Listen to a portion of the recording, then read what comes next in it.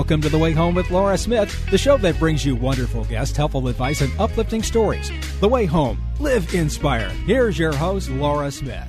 Well, I think there's probably a lot of things that make this country and the world seem divided at many junctures. However, when it comes to loving our animals and just loving animals in general, that is something I think that most of us have in common. How much do we love our domestic animals, and then also just in the greater scheme of things, the wild animals, and truly how connected we all are. And I have a fascinating guest today who has written a book that will warm your heart. And if you ever had a chance to read James Herriot's books back in the day, that shows you how old I am, you'll get that same incredible feeling. We are going to be hearing from Dr. Douglas Hutchins, and he is a veterinarian of over 4 decades and has such vast experience, but he's put much of it into a brilliant book with incredible anecdotal stories, also tips for caring for animals. It's called Dr. Doug's Animal Answers. And I just couldn't be more pleased than to have you on today. We need some upliftment, and your book does just that. Thank you, Doctor. Well, thank you. I appreciate that. I think that, being a veterinarian, I said that, if a person can live where they want to live and do what they want to do, they're pretty lucky.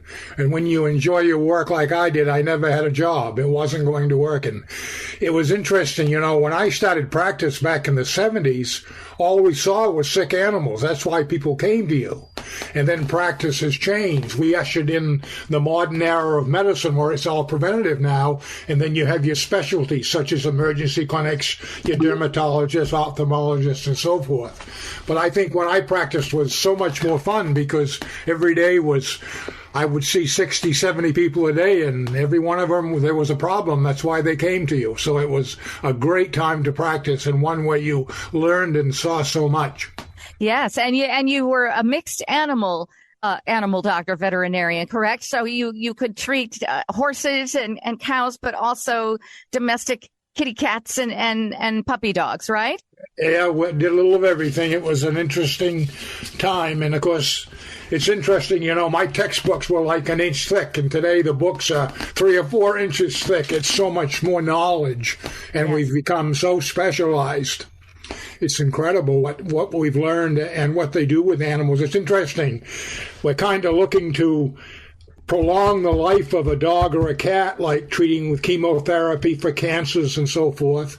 And I always tell people a month to a dog is like a year to you and I. And whereas in people, we tend to be trying to prolong life, and in animals, we do have euthanasia. When the term euthanasia means the good death, and I think there is a time to die, so and we tend to be looking at that more in humans now, as compared to just keeping people alive that we know are dying.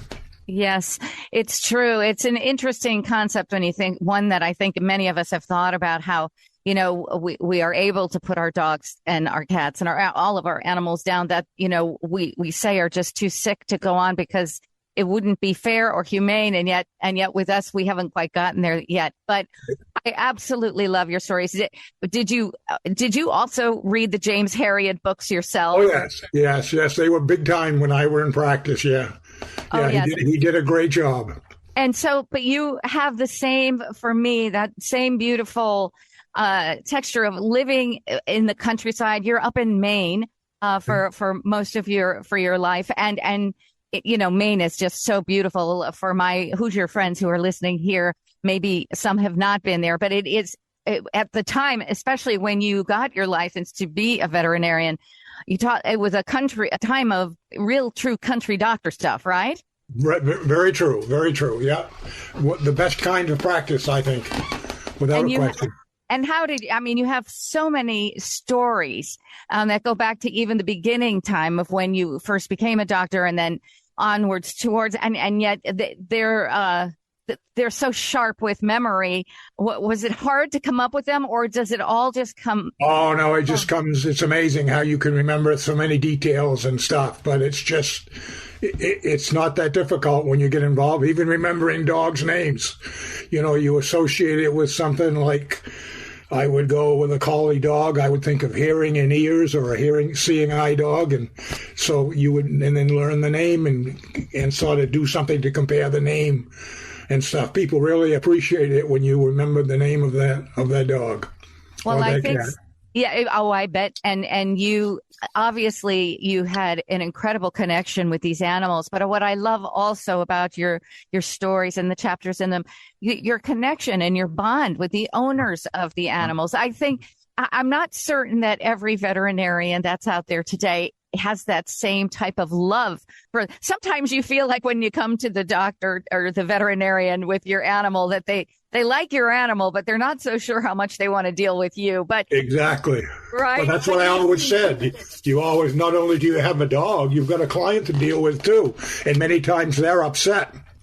So you've got to handle both situations, especially with dealing with young kids and animals and stuff. Like I have the story of the girl when we had the dog with the pony with tetanus.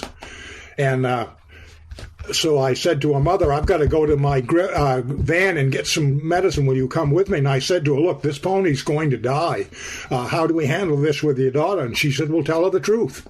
So I went back and I passed her my stethoscope. And I said, listen to your pony's heart. She says, my gosh, that heart is really pounding hard. It sounds like it's going to rupture. And I said, well, that could happen. And what we should do is put your pony to sleep in the humane way, and it's called the good death, instead of letting that heart rupture. And she completely understood. And we put the pony to sleep, and she sat there, and she handled it very well. And I think I learned one thing: tell kids the truth. The story stays the same, and they understand it.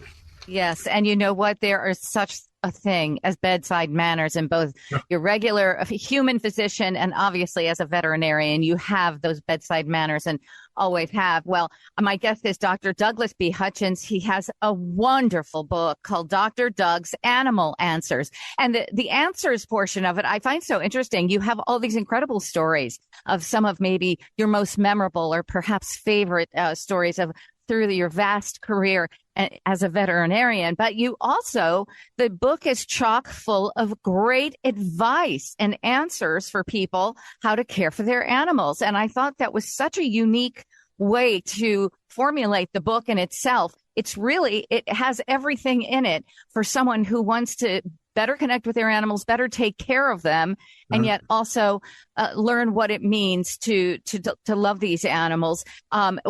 What made you decide to format the book like that, so that it was both? I think for that very reason, just because it would be more interesting and more informative for the people. As a matter of fact, I've had a couple of doctors call me and tell me that my section on Lyme disease is the best description they've ever seen or read of Lyme disease, and now they really understand it. And I also think the other thing that's really interesting, I like the history that I did of veterinary medicine and see how we've evolved, because originally the veterinarian was basically the blacksmith that took care of the horses when, like in wartime. I mean, the horse in the early times, the importance, they talk about the dog being man's best friend. I think if you really examine it, the horse is probably a better friend than the dog from the aspect of all the things that the horse was able to do. They used the horse actually for meat originally, and then transportation, and then pulling wagons. Look in the Civil War. I think we lost 1.5 million horses in the Civil War. That's really something that's so touching, and you see the connection and the bond that grows between humankind and their animals, and it really is fascinating. And the Lyme disease thing, that too, because, we all are probably mostly buying the most expensive drugs sometimes to keep our dogs and cats from getting these ticks. Do they work, those drugs? Oh, yes. The tick prevention is pretty good. The problem you have is that 90% of your dogs will develop immunity and be fine with Lyme disease. But it's the 10% that have maybe some quirk in their immune system that doesn't allow them the ability to develop the immunity, much like people. Not everybody is going to get AIDS and die with AIDS. But the ones that get sick with it because of their innate way their body is working or their immune system or what have you. You know, it's interesting. When I first was a young kid, everything dealt with the heart. And then we went to the brain. And then now it's the immune system. And it's amazing. The immune system is really a very complex, and it's an amazing ability to fight disease. It's incredible. And are you still learning and growing? And are you doing any type of practicing whatsoever, or just helping to take care of your own pets? I do a little consulting. I've taught a couple of courses. I taught a course owning a horse in night school, and then I thought I would just put, I had such an interesting life and what I thought was an interesting career, so I thought I would put it down so I think kids would enjoy it. The thing I'd like to see them get out of my book is, number one, if you've got a dream or you want to do something, go for it. I went from a one-room schoolhouse in Penobscot, Maine, with about 300 people population, and I went there and I was able to get into Cornell. When I applied to Cornell in 1956, they were taking 60 students a year. 40 had to be New York State residents, and 20 were out of state. And they probably had, I would say, 400 or 500 applications, and I think they narrowed it down to 100 and interviewed 100 and took 20. So felt very fortunate to get in.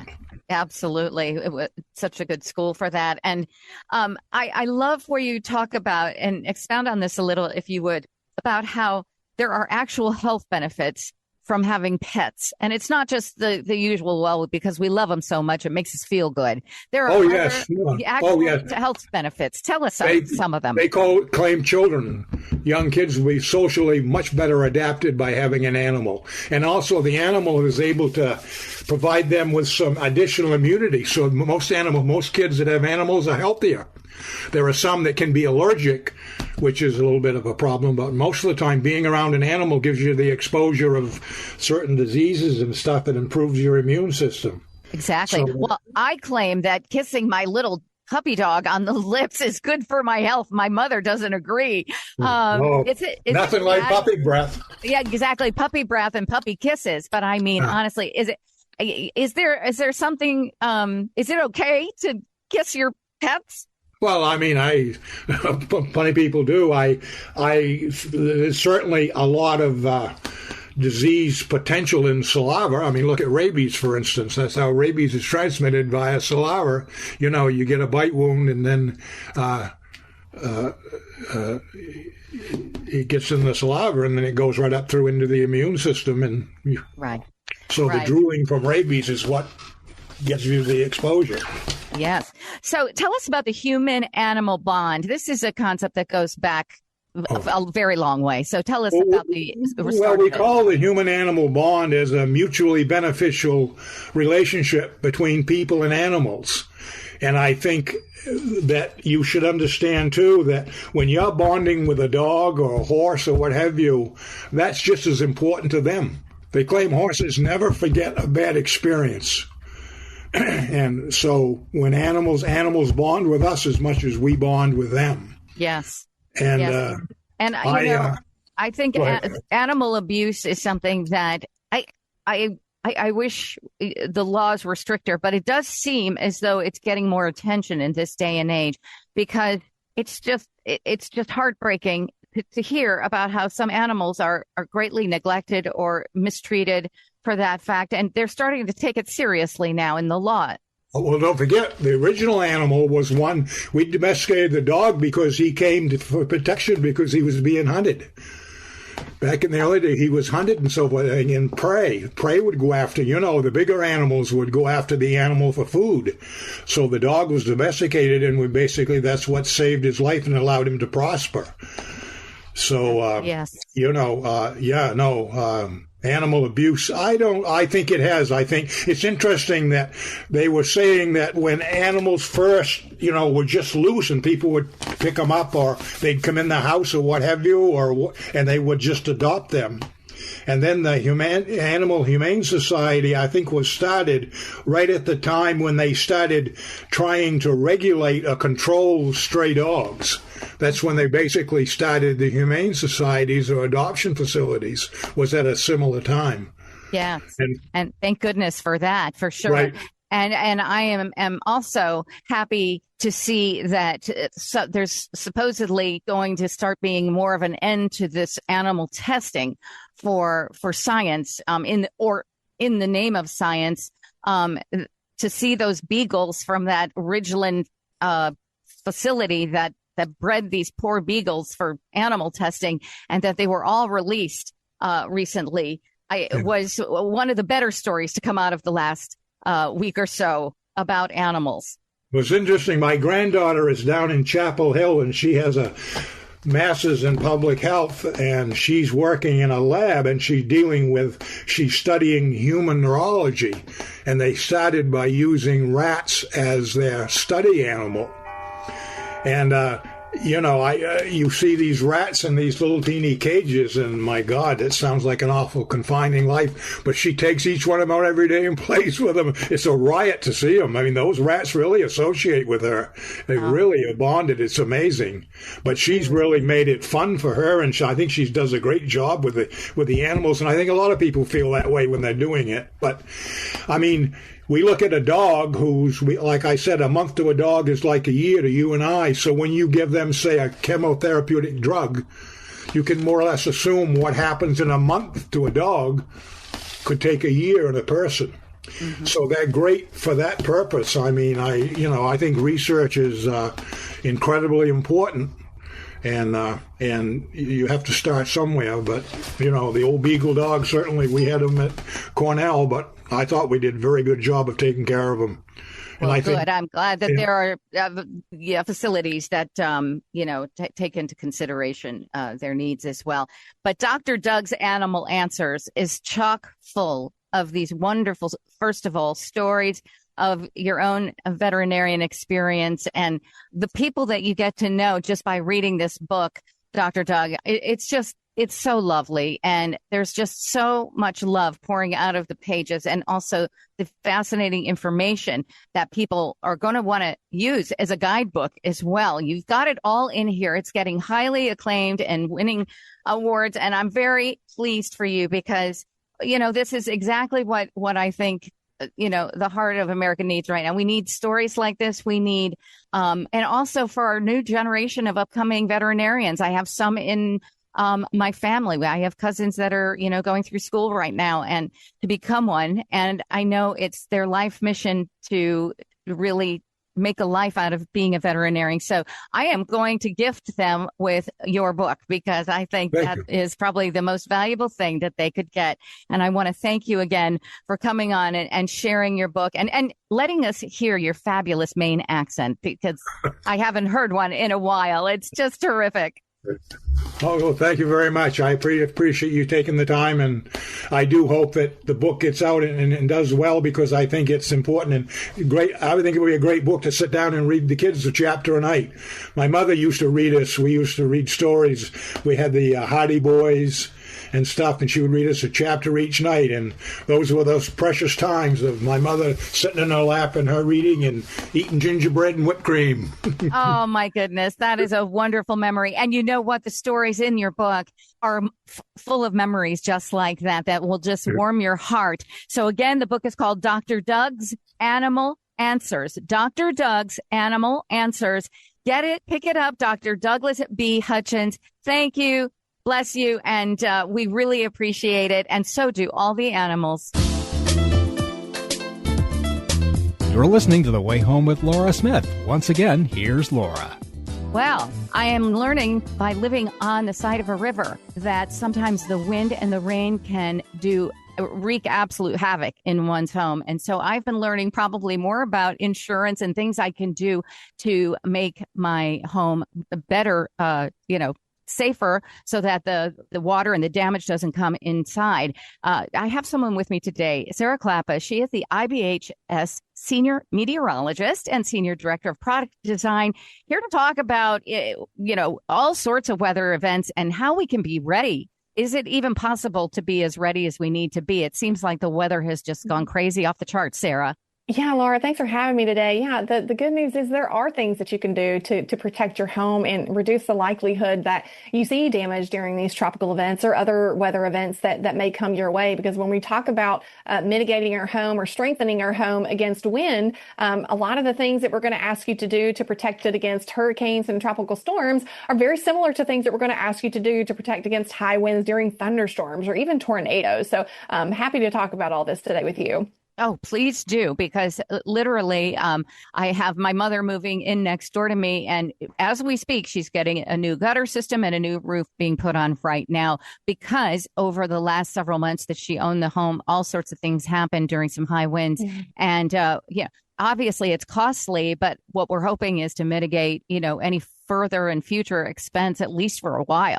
Absolutely. Yeah, that's great to hear that she's getting those new pieces installed. And, at IBHS, we love our roofs. We're very focused on the roof, right? It is the home's first line of defense. It takes the brunt of everything, right? The sun, the wind, the rain, snow, hail, whatever it has, it is doing its job every day to keep the wind and the water out of your home. And at IBHS, we actually have something called a Fortified program. This is a voluntary Beyond Code construction standard that was started more than a decade ago here at IBHS to help strengthen people's homes and their roofs. It starts at the roof against wind-driven rain and hail as well. So getting a fortified roof is going to give you stronger connections than a typical roof. It's also going to provide a water barrier. Should something happen to your roof cover, it's going to seal that roof deck and prevent water from getting into your home and into the attic. And that's really going to lead to costly claims. And again, you can also install roof covers that are designed to withstand hail better. So there's really a lot of options there in the Fortified program, but it all starts with the roof, as you mentioned. Yes. And does it matter whether a roof is asphalt or whether it is what the metal roofs that are becoming increasingly popular? I can only imagine the noise, though, of a metal roof during a hailstorm. Yeah, when we're talking about, what is the best roof for you, there's a lot of questions that go along with that. Here at IBHS, we are looking at the different roof cover materials that are out there. We have an extensive body of work on asphalt shingles because they are America's favorite roof cover. 75% of homes have asphalt shingles on them. And so we do a lot of research about them, but we also look at metal and tile as well. And depending on the hazard that you typically deal with, there are roof covers that are going to perform better just from the nature of the roof cover material. When it comes to wind, like what we see in tropical storms and hurricanes, metal has shown really good performance, especially in a state like Florida. We did a post-disaster investigation study of Hurricane Ian from 2022, and we saw failure rates of over 3,000 homes studied of less than 5% for metal. For tile, they were in second place, and then asphalt shingles were actually in third place there at those three that we looked at. We had failure rates of asphalt shingles of over 50%, and the likelihood of damage on an asphalt shingle roof increased after about 10 years of age because we started to see some of those shingles becoming unsealed. When some of those start to unseal and they flap in the wind, then that's when sections of the roof cover can get torn off. So it really does depend on where you live, and if hail is a concern, there are hail-resilient roof products out there. Metal can protect you against hail. You might have some dents that you have to deal with, on the visual, but it is going to protect your roof, do a pretty good job of it. But on that note, I know we're talking about hurricanes, but we do rate the hail performance of asphalt shingles with our IR shingle rating system that's on our website that you can find more information about. But I'm sure your listeners want to know a little bit more about hurricane stuff, so I can talk a little bit more about that too, if that's helpful. No, that's fine. This is all good because we deal with pretty much a lot of all of those weather events here. But you have something here regarding a garage door. What in the world would a garage door have to do with roof damage? Right. Well, I didn't know the answer to that either until I learned of IBHS's research several years ago. But the tie-in there is our homes are built to keep the wind out. When the wind gets inside the home, that's when structural things start to not go so well for our home. When the high winds blow, winds, as they move around your home, they're trying to pull out a little bit on the walls and are pulling up a little bit on the roof. If our garage door, which is the largest opening of our home, if that garage door fails, that allows wind to immediately enter the home. It's pushing out on the walls and up on the roof. It's now working with those forces and the outside and that's going to put more stress on your walls and particularly your roof. We have looked at past tornadoes and hurricanes and looked at failure rates of garage doors and the tie to roof damage. And we noted that 90% of homes whose garage doors survived the storm experienced no structural roof damage. So we see the direct connection between having the garage door perform in high winds, really reducing the likelihood that our roof sees damage. Because when wind gets in, it's going to find the weakest link, and that can often be sections of our roof, but it can also be exterior walls. And we have replicated both of those damage modes here at our large-scale test chamber. Well, it seems to be so much information. I wasn't aware about the IBHS. It stands for Insurance Institute for Business and Home Safety. So many tips. It's a grand website. I mean, there's just about everything on here in terms of giving guidance about what to research and protect your home with. And, seriously, this is something I think everybody, it's like if you do something to mitigate it before the storm comes, it's much better. So thank you very, very much. Sarah Clapa, thank you for letting us know. Is there any other place we should go? What is the exact website to go to find out how to fortify our homes against these storms? Absolutely. Well, first for Fortified, you can go to fortifiedhome.org. That's got all the information you need to know about the different levels of our Fortified program, starting with a fortified roof. And ibhs.org/hurricane ready. That's going to have tips and more guidance on how to protect your home against tropical storms and hurricanes this season. And then last but not least, I talked a lot about roofs. If you want to know more about what's on your roof and the hazards that they face and how they can experience damage and age naturally, you can go to ibhs.org/roof and find a lot of materials to learn a lot more about your roof than you ever thought you wanted to know. Very timely advice for so many of us. Thank you, Sarah. We really appreciate it. Thanks for being on The Way Home. Thank you, Laura. Thank you for listening to The Way Home. Each and every one of you are a part of The Way Home family, and we just wish for nothing but great happiness and safety and good health and prosperity, success, everything that you can possibly have to make your life a good one. And we'll see you next time on The Way Home. I'm Laura Smith.